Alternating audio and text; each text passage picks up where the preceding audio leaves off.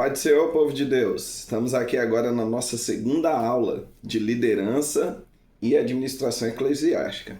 Quem não viu a primeira aula ainda, vai estar aí o link da primeira aula. Então corra lá, veja a primeira aula de liderança e administração eclesiástica, nosso curso básico de teologia, nossa segunda matéria. A primeira matéria nós falamos de ética cristã, também está aí no nosso link da ética cristã. Foram 3 aulas de ética cristã e agora nós vamos continuar falando sobre liderança e administração eclesiástica. Então fica comigo nesse vídeo e bora lá para mais uma aula.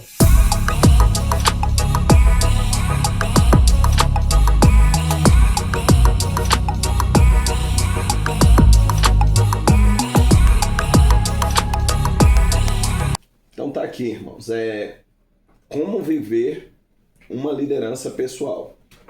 Antes de desenvolvermos uma atividade de liderança interpessoal, devemos buscar uma metodologia de liderança pessoal. Não podemos ser bons líderes dos outros se não aprendermos a liderar nós mesmos. Este tem sido o problema de diversas pessoas. Existem os que acreditam categoricamente que uma boa liderança é vista pela quantidade do empreendimento que foi construído, ou pelo número de pessoas que formam um grupo, ou pelos valores materiais que foram acumulados, ou pela expansão do imobiliário. E se tratando de liderança cristã, essa visão ou entendimento é determinado pela quantidade de congregações de uma igreja sede conseguiu estabelecer. Todavia, não é bem assim que a liderança deve ser analisada e avaliada como uma liderança de sucesso. A verdadeira liderança não inicia na vida dos outros e ele deve ter o seu começo na vida do líder. Mas como isso pode ser possível?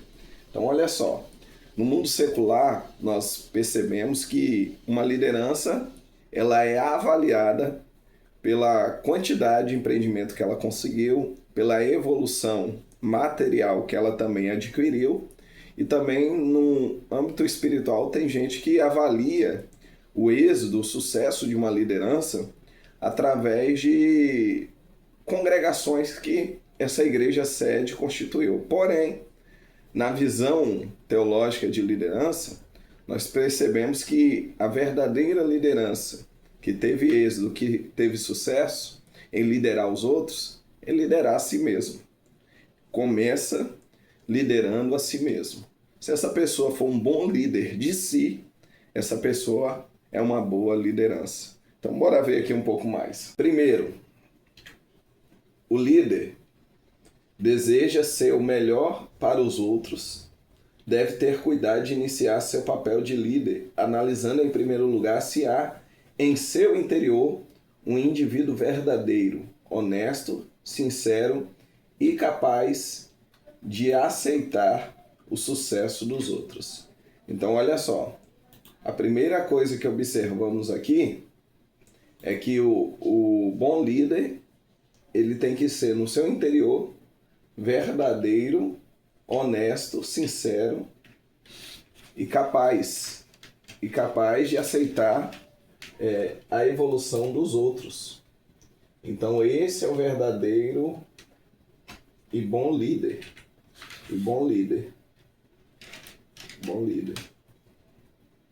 Segundo lugar aqui, o líder deseja liderar com garantia de chegar aos objetivos de sua liderança, deve realizar uma análise introspectiva e ver se tudo bem com seu psicológico. Qualquer lesão ou trauma na psicologia de um líder pode ser a rachadura que levará o navio ao naufrágio. Então, primeira coisa, o líder tem que ser uma pessoa honesta, sincera e capaz de aceitar o sucesso dos outros, verdadeiro. Segundo, o líder tem que analisar em introspectiva e ver como seu interior, seu psicológico está bem. Porque se ele estiver psicologicamente abalado, e isso é o erro de muita liderança que, por exemplo, consegue galgar aí adquirir grandes resultados materiais, como por exemplo, conseguindo várias congregações, porém, interiormente, psicologicamente, essa pessoa está totalmente destruída. Totalmente destruída. E isso leva essa pessoa à ruína, leva essa pessoa ao fracasso, porque não foi um líder de si mesmo. Não foi um líder de si mesmo. E esse é o grande problema aí. Terceiro, como realizar um confronto quando aos erros dos outros, se ainda não há coragem de confrontar os seus próprios erros. Como realizar um confronto quanto aos erros dos outros, se ainda não há coragem de confrontar os seus próprios erros. O líder não pode enclausurar seus pecados, fazendo de seus erros um tesouro inalcançável e protegido. É preciso ter coragem de trazer à luz seus erros e contar com pessoas do Espírito Santo para que ele possa trabalhar esses erros e eliminá-los. Então, olha só, um verdadeiro bom líder é aquele que ele expõe os seus erros e corrige os seus erros, ou seja, reconhece os seus erros. Reconhece os seus erros. Quarto lugar, o líder procura desenvolver uma autodisciplina, adquirindo as essências do fruto do Espírito. Desta forma, este líder será capaz de viver literalmente a teologia da renúncia, não cedendo aos impulsos pecaminosos da carne. Então, o verdadeiro líder, ele tem que desenvolver nele uma autodisciplina, adquirindo a essência do fruto do Espírito que está lá em Gálatas, capítulo 5, versículo 22. Então, olha só, o autocontrole, a autodisciplina, ter dentro dele o fruto do Espírito sendo gerado dentro dele. Entenda uma coisa, a dificuldade de muitas pessoas entender que o talento, o dom, ele é um presente de Deus. Porém, o fruto do Espírito, ele é gerado, ele é produzido. Por quê? Porque dom se ganha, se recebe. Fruto se produz. E como se produzir o fruto do Espírito? Somente se relacionando com ele. Então, a boa liderança, a liderança eficaz, é aquela que produz em si o fruto do Espírito. O fruto do Espírito. O líder é alguém que precisa desenvolver uma liderança legítima, principiando pela sua própria pessoa, tendo um relacionamento verdadeiro com Deus. Não se ver como alguém que não pode ser alcançado pelo pecado e no tocante tudo isto. Buscar que o Espírito Santo seja o seu mais próximo amigo. Este comportamento lhe ajudará no desempenho da liderança cristã e o fará admirável e imitável aos olhos dos seus liderados. Então, o líder cristão, ele tem que ter uma boa intimidade e um relacionamento com o Espírito Santo. Como nós falamos antes, se relacionar, produzir o fruto do Espírito é só se relacionando com o Espírito Santo. Com o Espírito Santo. Então, uma vida de oração, pautada em oração, deve ser a base da liderança cristã. Ele tem que se desenvolver a cada dia mais um relacionamento pessoal com Jesus Cristo e com o Espírito Santo de Deus. Ele deve a cada dia mais se relacionar com a pessoa de Cristo para ter uma liderança que muitos vão imitar e se espelhar através dessa liderança que tem uma intimidade em oração, em relacionamento com Deus. O intrínseco do ser do líder. Não há como desenvolver algo que não somos pelo fato de desejarmos ou propagarmos. O obstáculo do líder, que verdadeiramente o desafia, não é o que ele pretende fazer, mas aceitar o que ele é. O fazer não pode estar no lugar do ser. A verdadeira natureza da liderança está no ser do líder, que somos naturalizado o que fazemos. Tudo o que fazemos deve ser resultado daquilo que somos. Alguém disse, o fazer é o aspecto externo da liderança. O ser é o aspecto interno do líder. É que ser que irá definir os pilares da liderança, determinando as suas motivações interiores e estabelecendo as suas bases. Destaque que, ao ser analisados os comportamentos do líder, o projeto primário será desenvolvido uma atividade em seu próprio ser, reagindo no interior para o exterior, tendo o Espírito Santo como auxiliar principal. Notemos que, em se tratar do Senhor Jesus Cristo, ele nos deu um exato exemplo de que ser é insubstituível em relação ao fazer. Em seu ministério terreno, Jesus estabeleceu o seu ser na frente do seu fazer. Isso também foi vivenciado pelo apóstolo Paulo.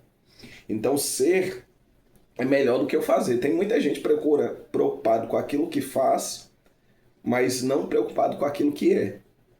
Então, entenda, ser é o ponto-chave, a base para você ter uma liderança eficaz. Porque o fazer é resultado daquilo que você é. Você não pode só preocupar em fazer o estereótipo, se dentro do seu interior precisa muita coisa ser trabalhada, organizada, administrada. Então, ser é melhor do que o fazer. É melhor do que o fazer. Primeiro você tem que desejar ser, para depois você procurar fazer. Isso Jesus mostrou, o apóstolo Paulo mostrou. Primeiro você se torna e depois você executa. O intrínseco do ser líder.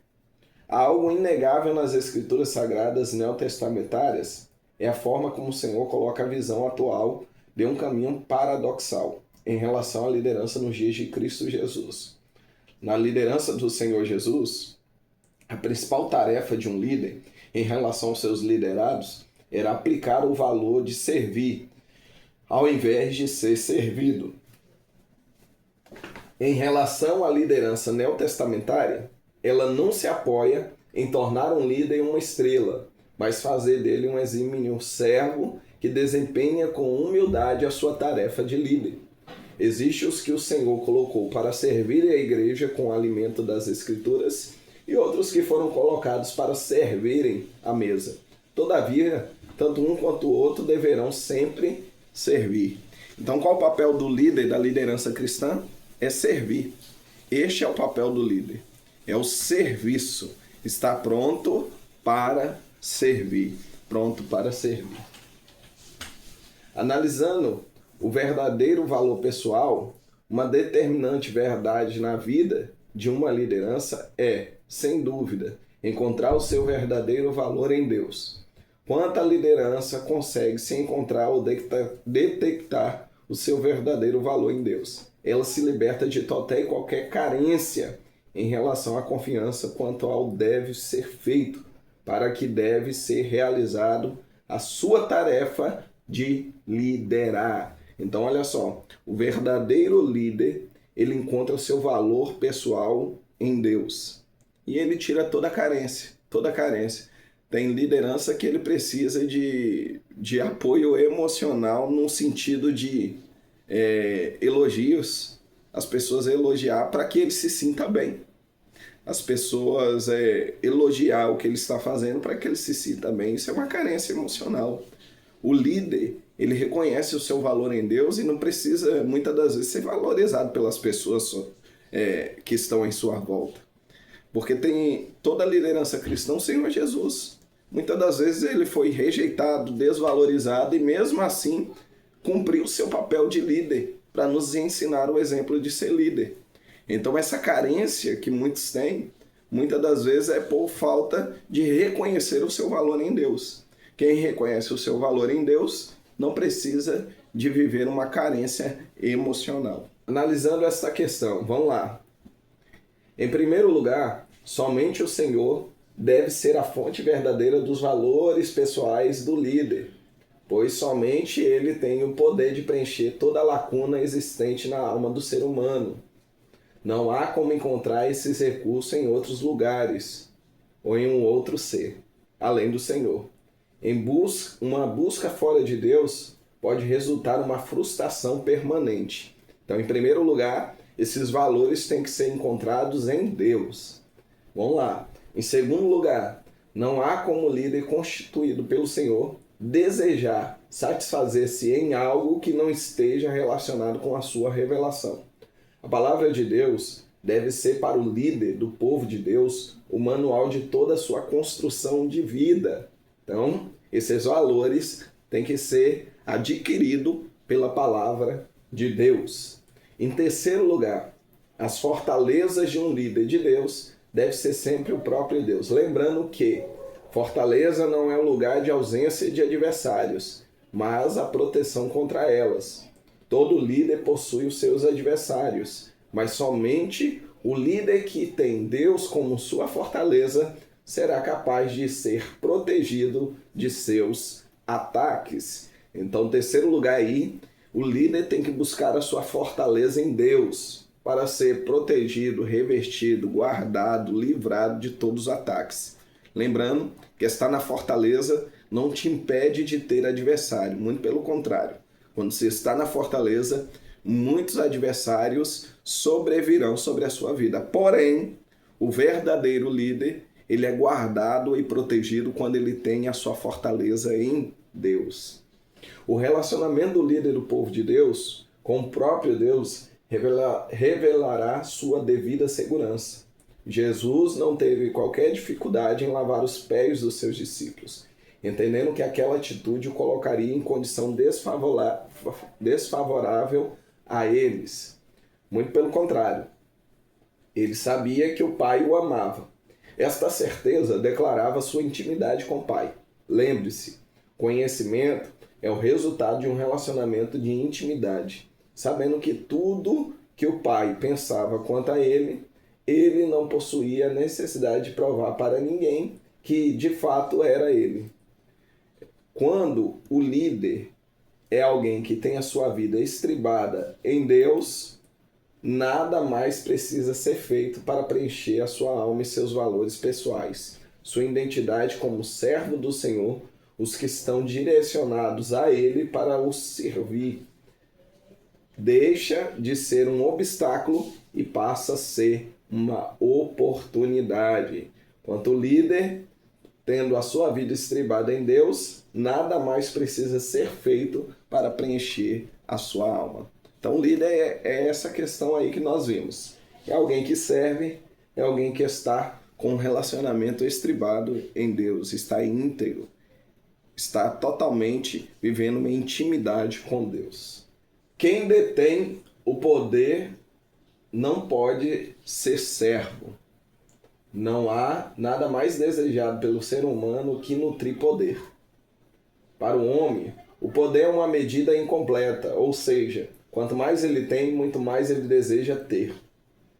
Por mais que o poder possa gerar um sentimento de valores pessoais, quando não conseguimos, nos devaciamos dele e lhe passamos a nos libertar. Desta forma, não temos o poder para liderar, mas somos liderados pelo poder. Então, olha só, o verdadeiro líder é aquele que detém o poder, que não deixa o poder o dominar, mas ele domina o poder que tem.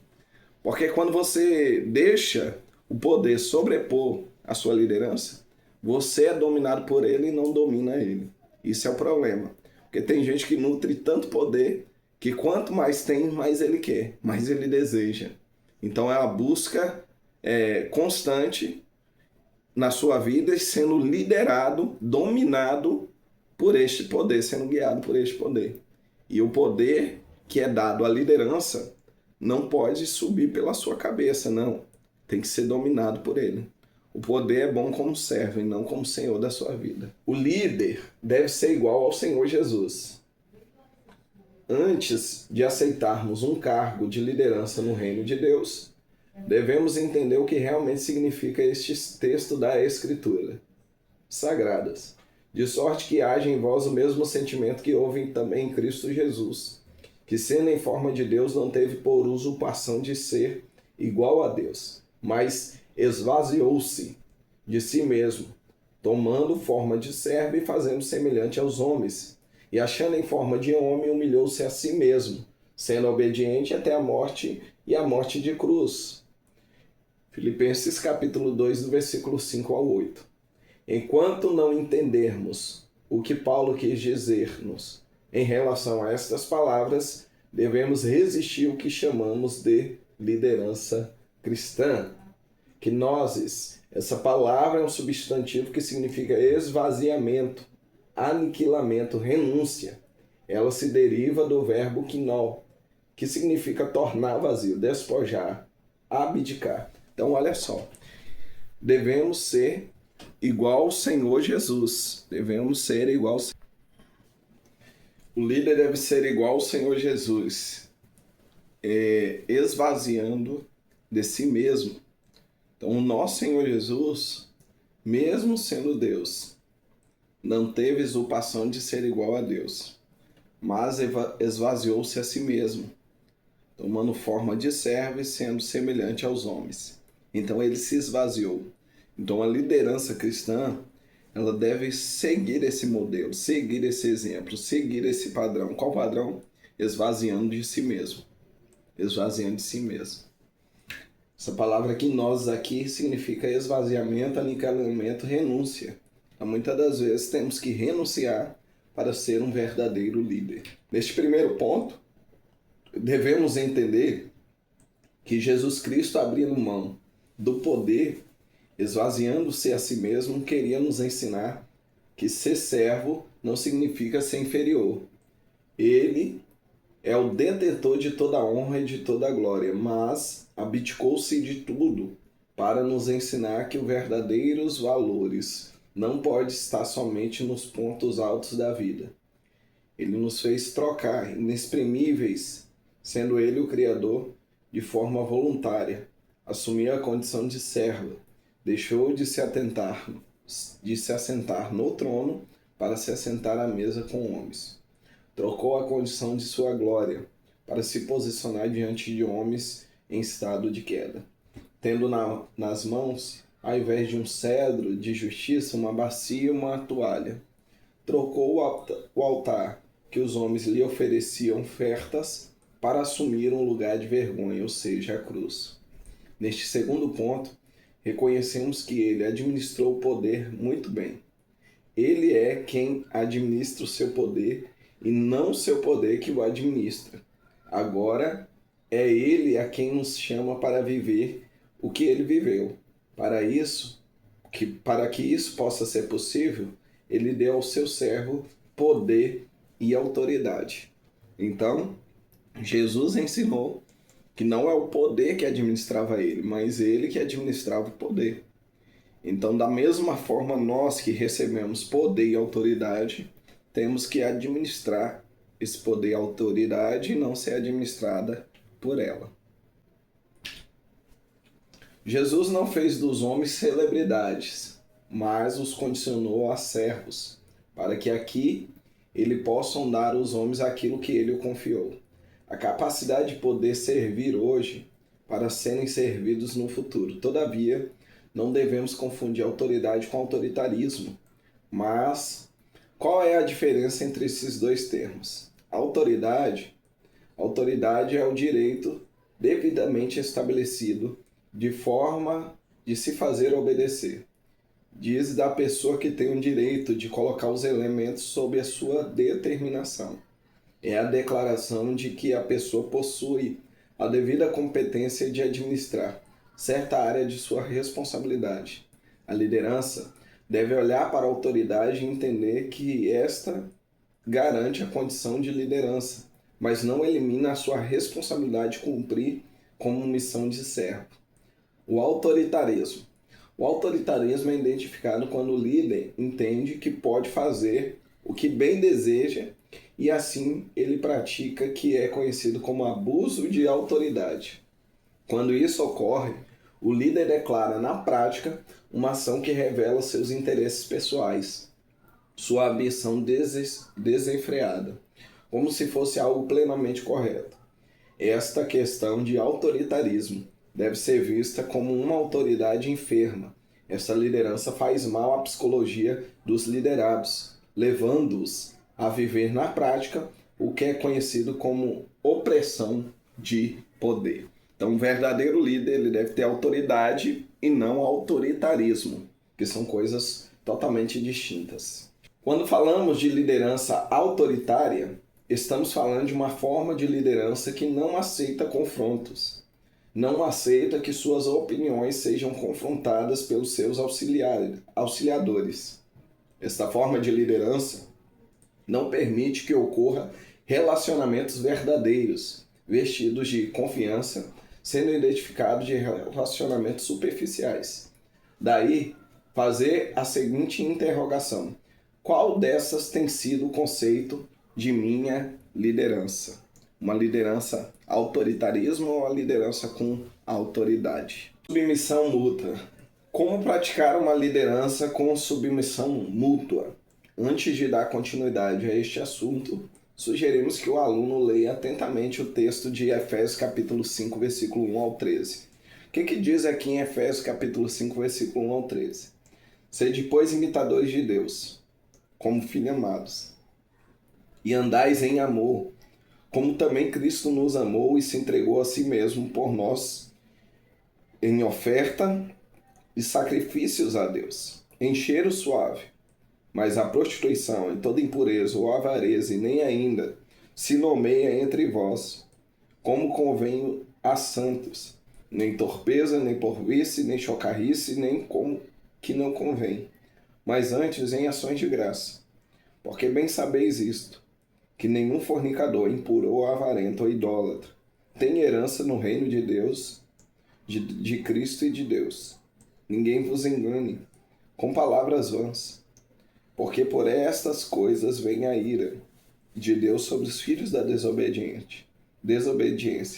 Portanto, não sejais seus companheiros, porque no outro tempo eras trevas, mas agora sois luz no Senhor. Andai como filhos da luz, porque o fruto do Espírito está toda bondade, justiça e verdade, aprovando o que é agradável ao Senhor, e não comuniqueis com obras infrutuosas das trevas, mas antes condenai-nas. Porque o que eles fazem em oculto, até dizê-lo é torpe. Mas todas essas coisas se manifestam, sendo condenadas pela luz, porque a luz tudo manifesta. Neste texto, o aluno perceberá que a liderança eclesiástica não é revelada como uma liderança autoritária, quando ela é praticada nos moldes da submissão. Esta submissão mútua pode ser vista com detalhes na forma de governo entre as pessoas que compõem a Trindade. As três pessoas da Trindade regem o governo absoluto. Porém, cada um submete-se a esta unidade. Desta forma, cria uma unidade perfeita no que diz a respeito ao ser, ao querer e ao fazer.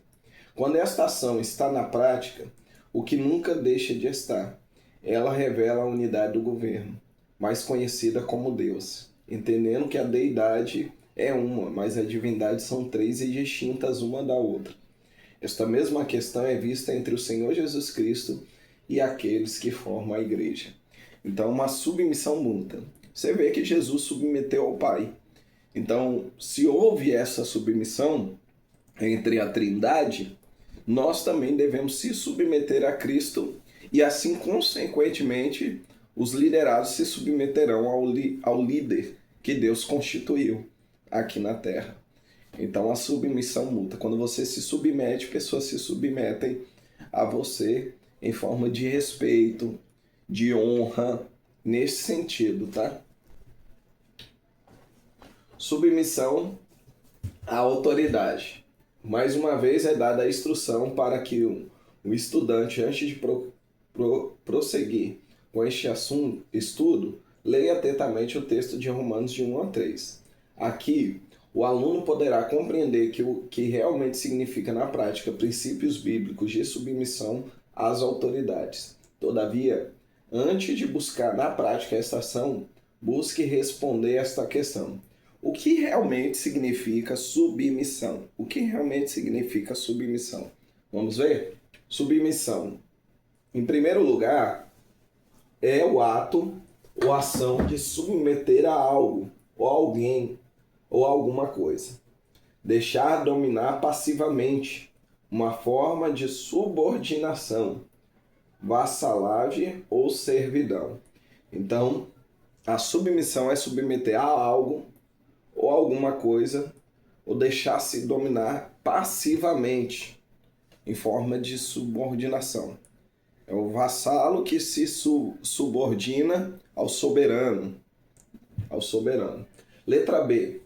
Em segundo lugar, a submissão é baseada na condição de obedecer às ordens de um superior, sem o direito de tomar decisões livre ou se expressar da forma que bem entender. Letra C. Em terceiro lugar, é um indivíduo viver em estado de submissão, sendo chamado de submisso, caracterizando assim um ato de humildade e servilismo. Letra D. Em quarto lugar, geralmente a submissão é marcada pela qual a espontaneidade do submisso se manifesta perante ou alguém ou um sistema que coloca em subordinação. Então, todo líder deve se submeter para que as outras pessoas se submetem à sua liderança. Então, essa daí foi a aula de hoje, a nossa segunda aula de liderança e administração eclesiástica. E até a próxima aula.